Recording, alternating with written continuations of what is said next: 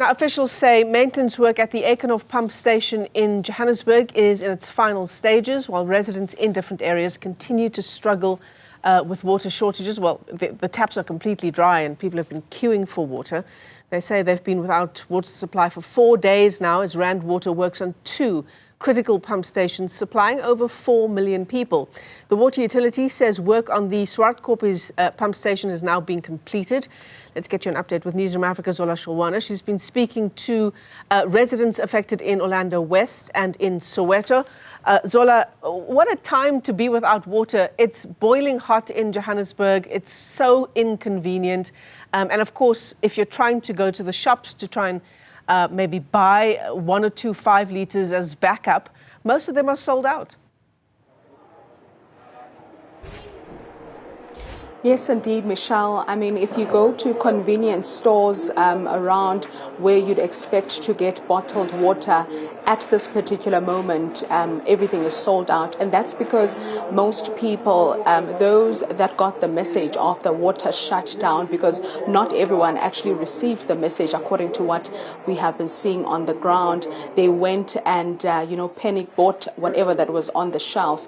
And most of them now are relying on those that have water running, out of their taps. But it's been a difficult weekend for most Joburg residents, especially those that have not had water tankers dispatched in their areas, Michelle, saying that they feel like they are neglected by the water utility that on paper mentioned that they will be dispatching, water tankers. In fact, there will be water tankers roaming around to refill JoJo tanks so that people do not run out of water, or at least have access to water during this difficult time. Unfortunately, that has not been the case for some of the residents, especially in areas like Orlando East. This has not only impacted residents, it has also impacted business owners that are running businesses like salons that rely on water to keep operations running. Let's speak to one of the business owners. Orana i-business edinga ukuthi kumele uhlale unamanzi. I-business iye abanjani this weekend ungenamanzi? Yeah, i-business ibenzima kakhulu since oqala nje lesimo samanzi. I-business ibenzima ezuyabona kunabantu esaluni ngendaba leyamanzi. So sinokuhamba siwafuna amanzi la siwathola khona, abanye bayazidayisela but ibhakede lingaba u20 rand siyathenga ngoba sina choice. And then ayenukusiphelela ezuyabona amabhakede ngaphandle bazeli wazodeliver njengoba nilana ibonile even ifikile ideliver amanzi kodwa bebasicharge namhlanje ibhakede bebasicharge 30 rand nala siwathola khona bathu aphelile awasekho, so kunzima.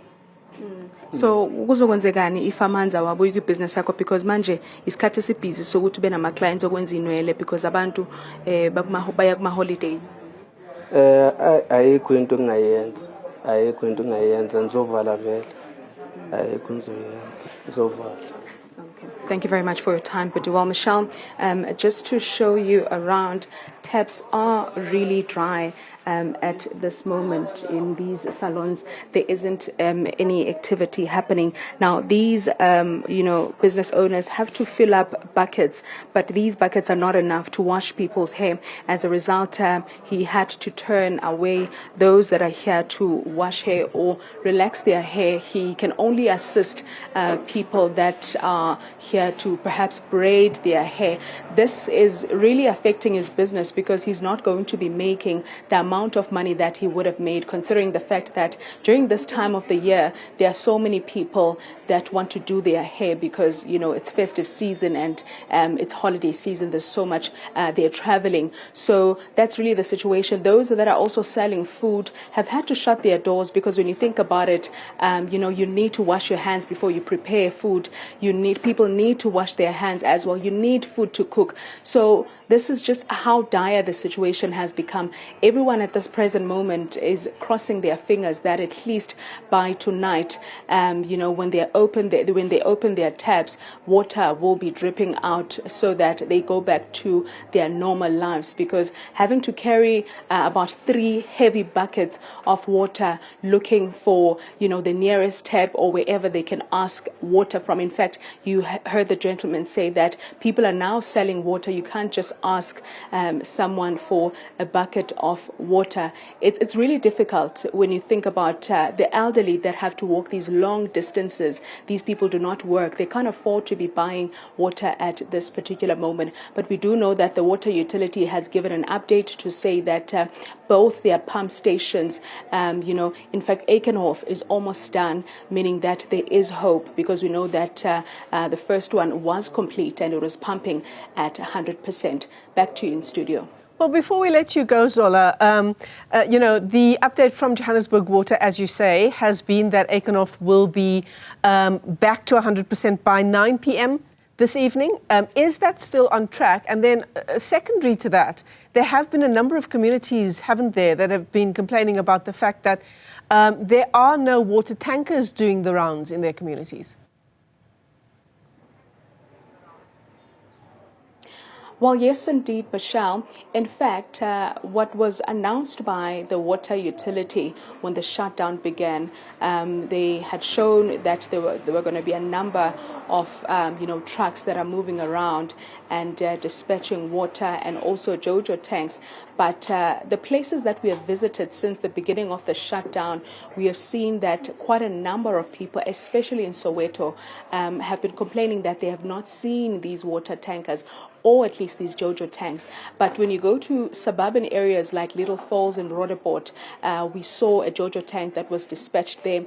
Residents were also complaining that it's not enough. One is not enough, because what happens is that people from townships would hear that there's a JoJo tank dispatched at a specific area, and everyone will flock towards that direction so that they can have water. But we do know that one of their depots is open to the public to go and collect water. But the biggest challenge, Michelle, is that if you do not have transport to fetch that water there, then you will not be able to go to that depot, because it's about 30 minutes away from Soweto. But we saw people queue there and collect water. But I'm assuming the message has not gotten to a lot of masses, because the numbers were not so great as we have seen in other parts of town, where people are gathering in small numbers. Those small community taps that you would randomly find on the streets, that's where people have been getting water.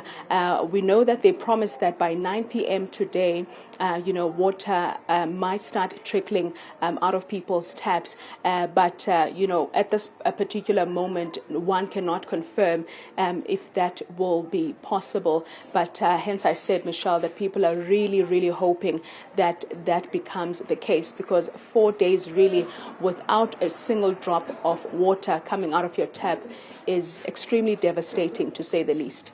Absolutely. And well, let's not forget that this is the reality for so many people in our country, Zola. This is an inconvenience for some people who are faced with this water outage for just a few days, but this is the everyday life for so many people in our country. Zola Sholwana is tracking the story as Rand Water continues with its maintenance program.